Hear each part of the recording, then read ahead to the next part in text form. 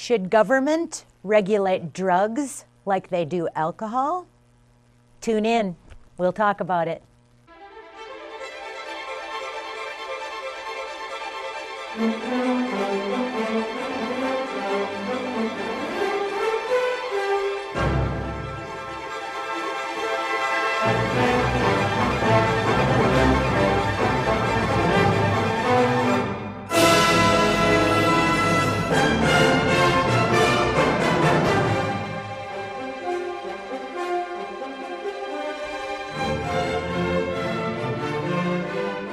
Hi, I'm Sue Jeffers for Libertarian Viewpoint.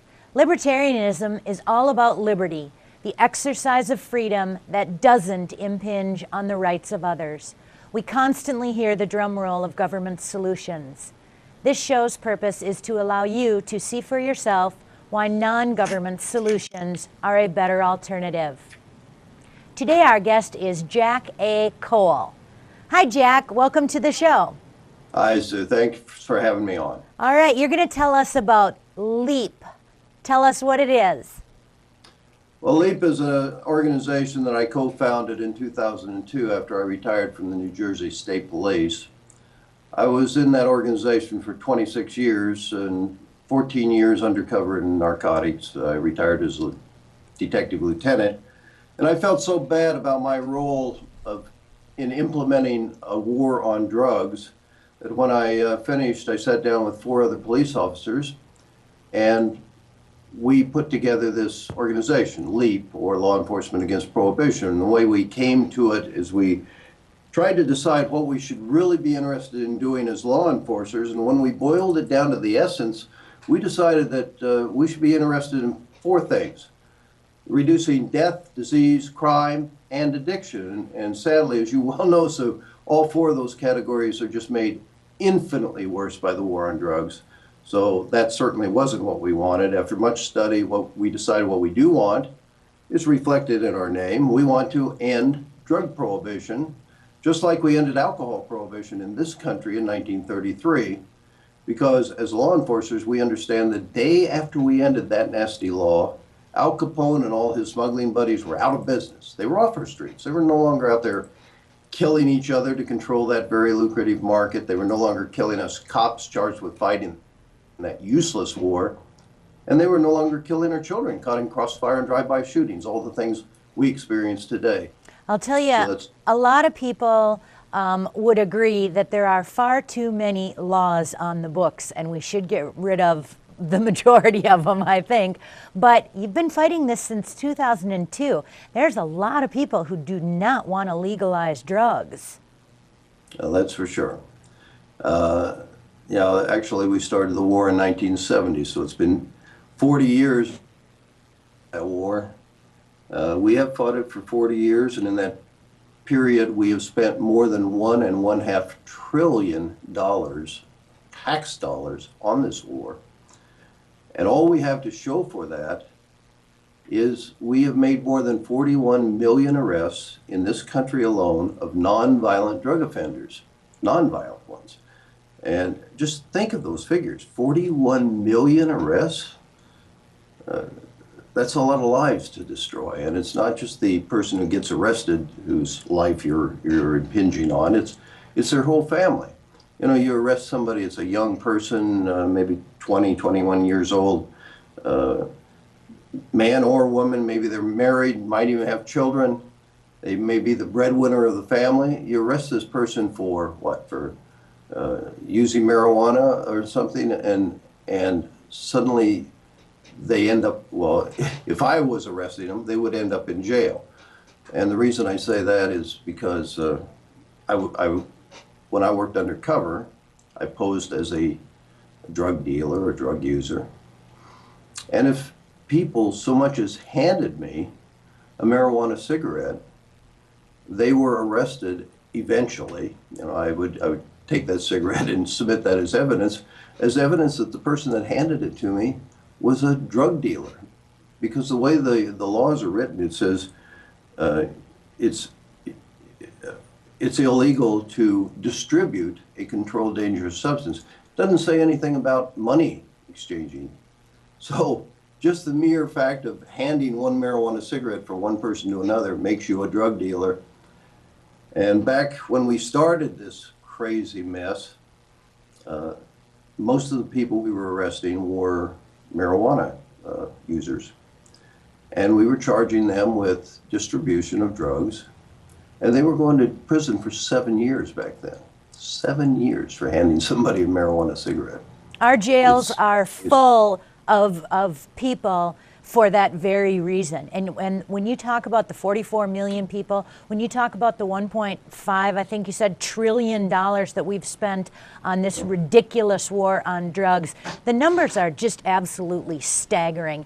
Do you think in the last 4, 5, 6, 7 years, you've made any progress? I see a lot of people now saying, oh, maybe we should legalize marijuana, but nothing else. Do you think you're making strides? Yes, we think we're making tremendous strides.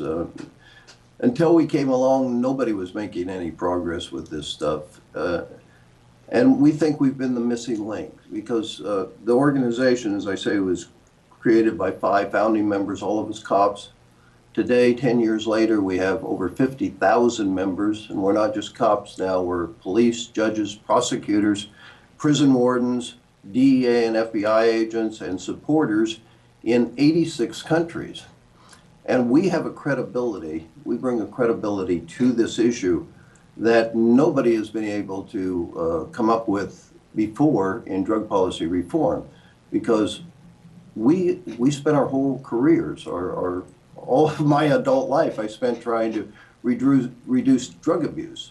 I don't want to legalize these drugs so that people go out and use them. I don't want to see one additional drug abuser in the world. And if I thought that what we're doing would cause that, I just wouldn't be doing this.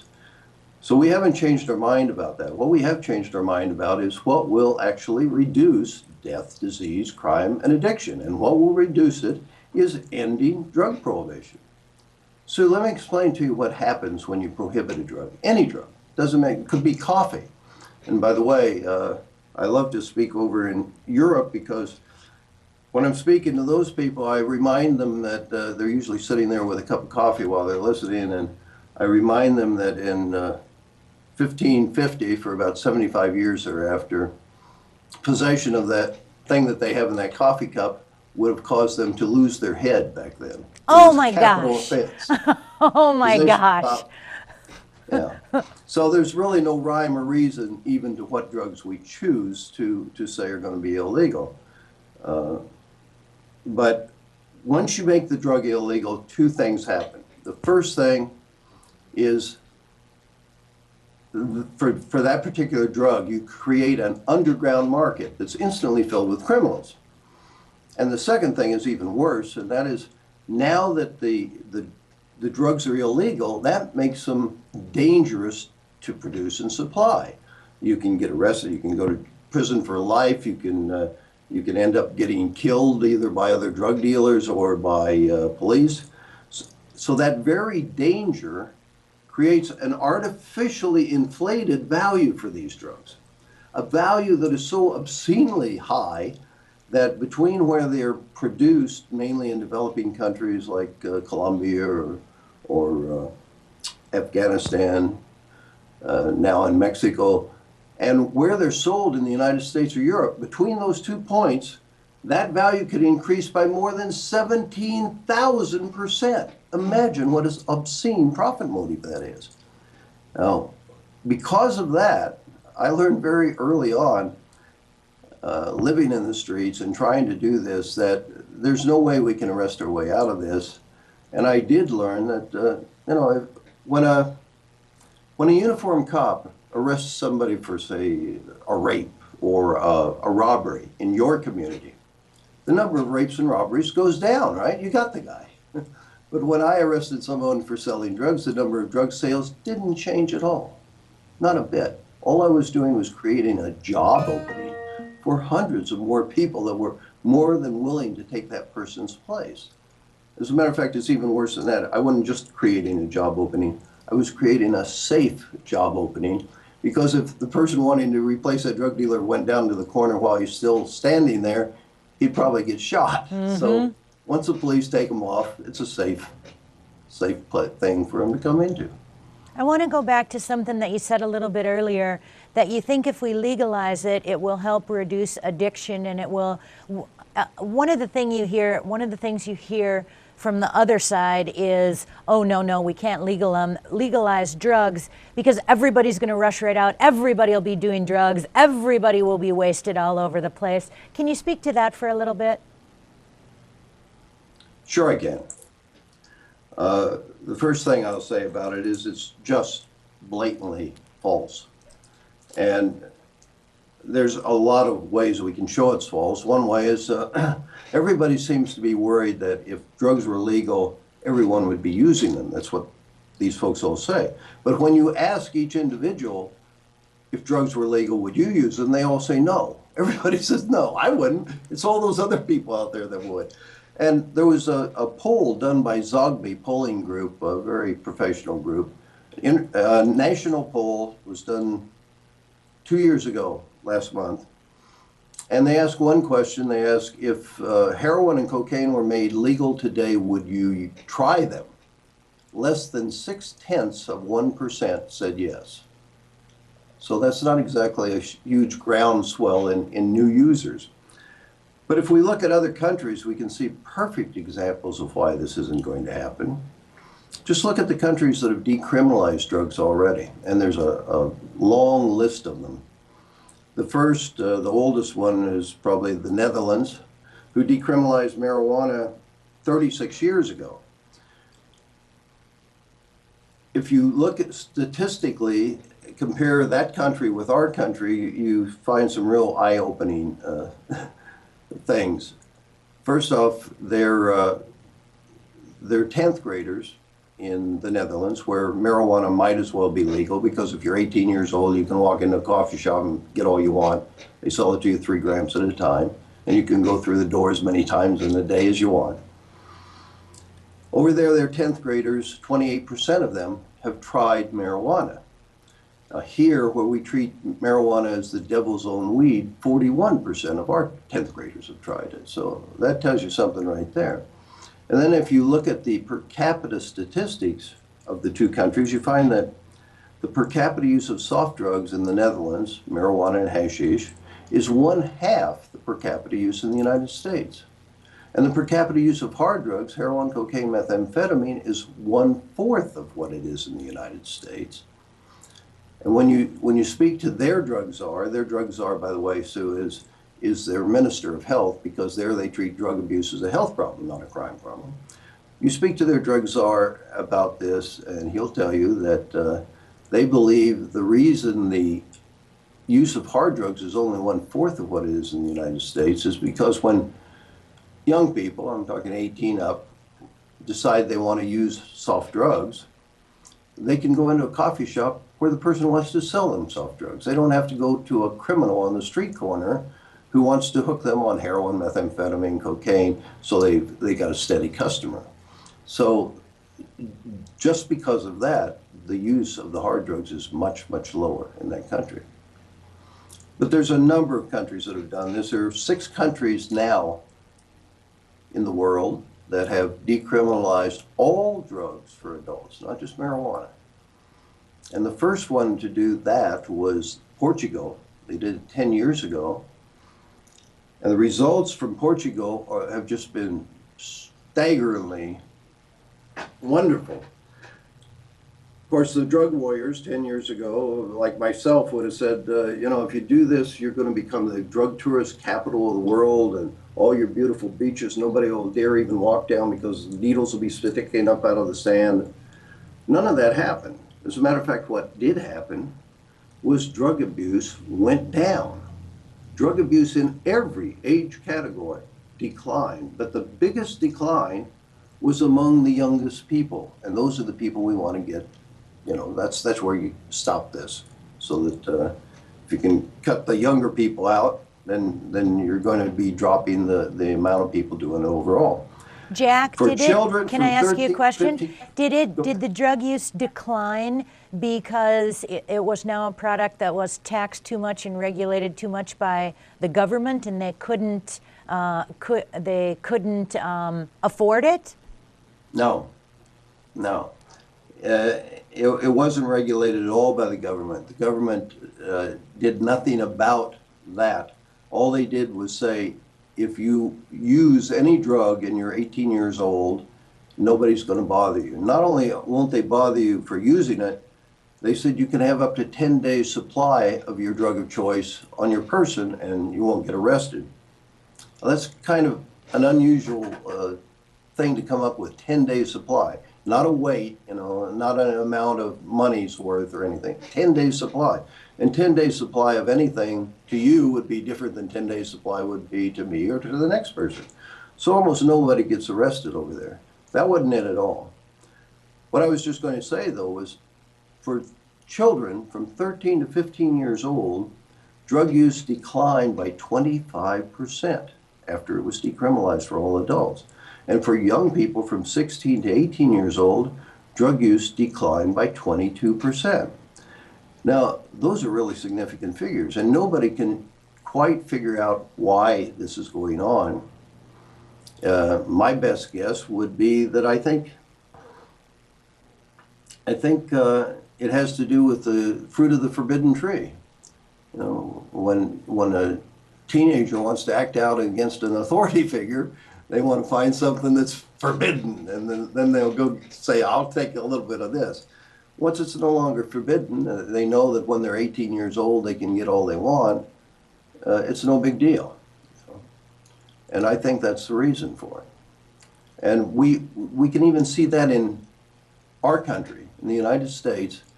You know, there's 16 states plus the District of Columbia that have legalized medical marijuana.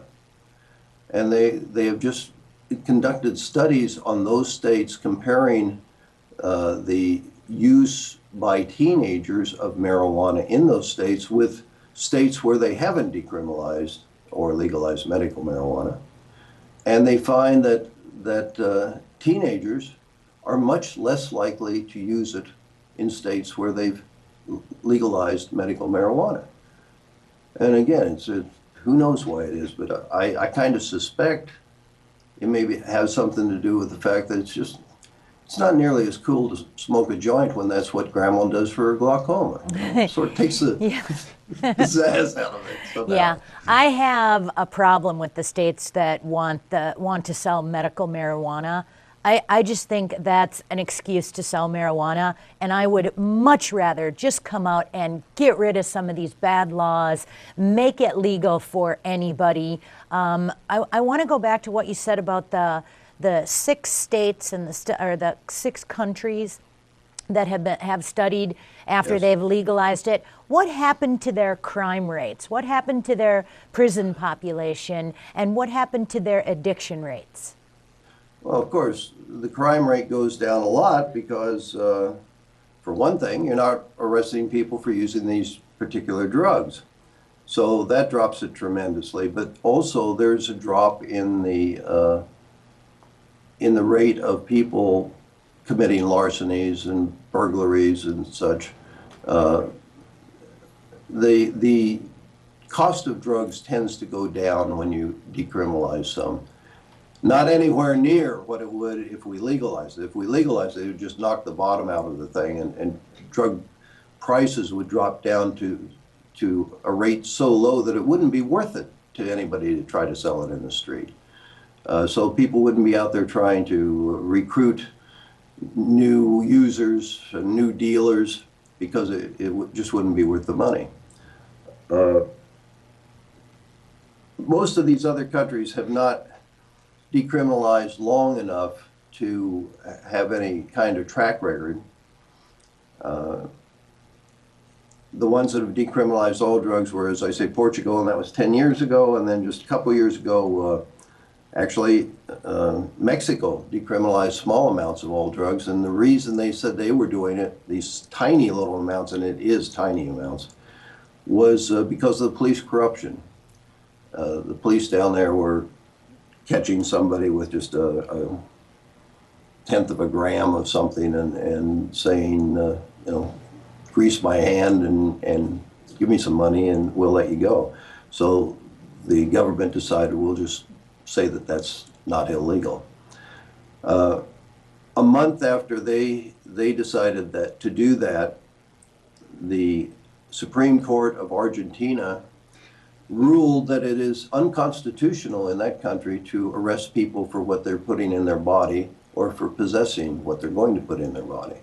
And 10 days after they made that ruling, the Supreme Court of Colombia made the same ruling. The last, let's see, a year ago this month, the Czech Republic decriminalized all drugs for adults, and not little amounts, all drugs for adults.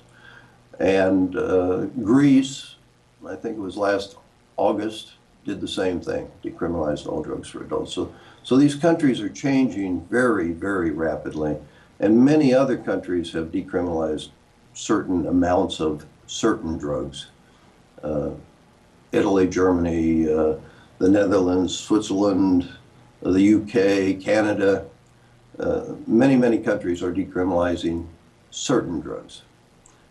I want to ask you again about the 13 states that have said, okay, our state has chosen to allow medical marijuana. Is that a way to kind of sneak it in, to kind of use, oh, it's for medicinal purposes? Why can't we just be honest and say, you know what, these drug laws are ridiculous. They're filling up our prisons.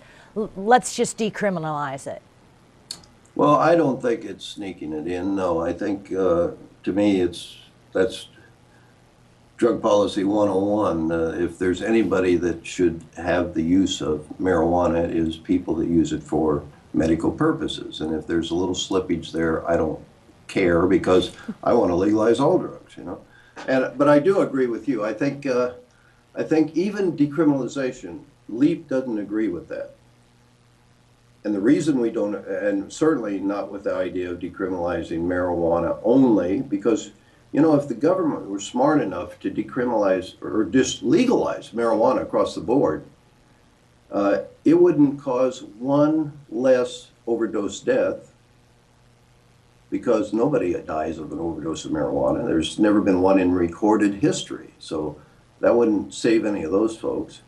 No, it wouldn't lessen the number of people getting AIDS or hepatitis by one person, because you don't take it intravenously. It wouldn't reduce the violence out there, because almost all the violence is due to the prohibition of these harder drugs, not the soft drugs. There's where most of your killings happen. There's when people are killing each other to distribute heroin or cocaine or methamphetamine and those things. So it wouldn't change all of that much at all. And that's why we want to legalize all drugs. That's the only thing that will end the violence. I just believe decriminalization does all sorts of wonderful things, but it doesn't end the violence. I just believe when you legalize medical marijuana, the only person that makes out is the government, who taxes you. And we can get grandma a joint so she can take care of her glaucoma. I just don't want to see government win with all those taxes and the ability to regulate and impinge even more into our personal medical decisions. That's where it drives me crazy. We're running out of time here now, so I want to ask you, how can we get more information about LEAP? www.leap.com or .cc, leap.cc. If you can't remember that, the simplest way to remember it is copsaylegalizedrugs.org. Okay. Copsaylegalizedrugs.org, and you'll find us. We are just a speakers. We have 170 some speakers now, police, judges, prosecutors, federal agents. We go anywhere and speak to any group, and we do it for free. We get our funding from, unless maybe it's a college or university, and then we try to get an honorarium that'll pay for our speakers to go other places. All of our speakers do this for nothing. most of them are retired. Only about 10% are active law enforcers. And they're the really courageous ones, the ones that will speak out while they're still on the job. We've had a few of them fired recently, 3 of them. And these are courageous people, far more courageous than I was. I certainly waited till I retired before I started this. That's okay, you're fighting the battle now. So now look me square in the eye and tell me, what can your average everyday person do to help? The best thing, as far as I'm concerned, you can do to help is join LEAP. And here's the reason why. The only way we're going to change these laws is to have a huge grassroots organization to go to Congress and say, demand a change. They're not going to give this up easy. But it can't just be simply a grassroots organization. It has to be a credible grassroots organization. And we have more credibility than anybody out there, you know, as I said before. So we are the people that can change this. We've given over 8,000 talks around this country, and in another 500-600 in other countries. And no matter where we go in the world, no matter where in the United States, about 80% of our audience is convinced when we finish talking. Now that's a tremendous turnover. So we feel like if we could talk to everybody today, it'd be over tomorrow. So it's just a matter of getting the word out. And the more, each time we speak, maybe there will be one law enforcer in the audience that says, you know, they're on the right track. I'd really like to help too. And then they become a speaker, and we just keep growing and growing and growing. So we are the ones that will make the change. And by the way, we agree with you about what you said about the marijuana.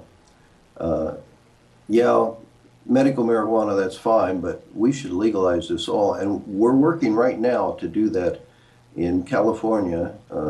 2 of our board members are on the board of a group called Regulate Marijuana Like Wine, which is going to be on the an initiative on the ballot in November. Jack A. Cole, thank you very much for joining us today. Really enjoyed it. Yeah, great organization. Keep up the good work. Thank you for having me on. Well, we're out of time. If you find yourself agreeing with our guest, you might be a libertarian. To find out, take the world's smallest quiz at www.theadvocates.org. Remember, Libertarian Viewpoint brings you the non-government, liberty-based solutions that other media will refuse to tell you about. Liberty works. It is always the best choice. If anyone in government can prove otherwise, I challenge them to speak up. To view past shows, search YouTube using Libertarian Viewpoint. Thank you for watching, and stay tuned for other shows of Libertarian Viewpoint.